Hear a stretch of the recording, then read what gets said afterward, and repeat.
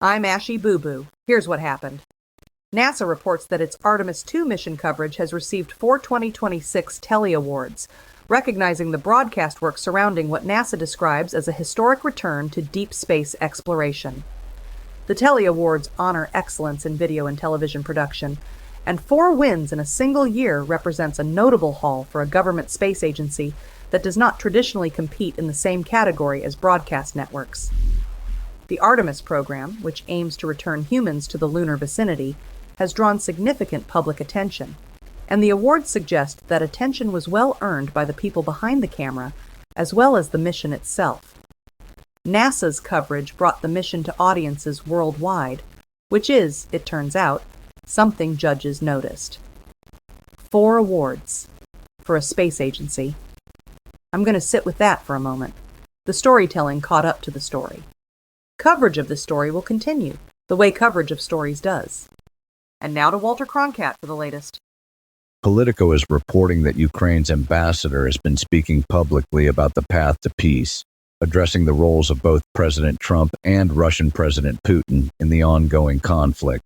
The ambassador's remarks represent one of the clearer public statements from Kiev's diplomatic corps on where negotiations stand and what conditions Ukraine is prepared to discuss. The road to any resolution remains by all accounts long and uncertain. We will keep a paw on this story as it develops. I missed lunch by 6 minutes. I will not be eating until dinner.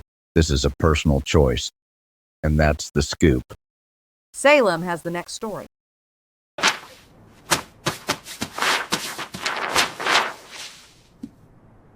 Whalers didn't just sing sea shanties and seek adventure. Proof of laborers' grueling work is in their skeletons, buried in the Arctic.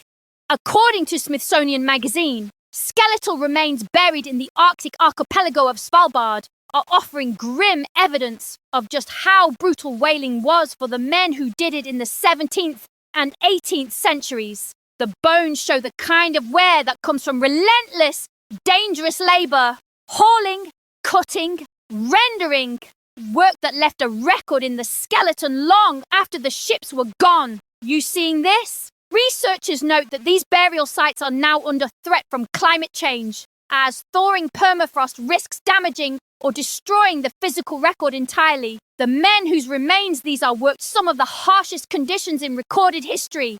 And now the ground that kept them is melting. The archive is closing before we've finished reading it. The story ends here. Other things do not. That's all for now. Thank Mew, and good night.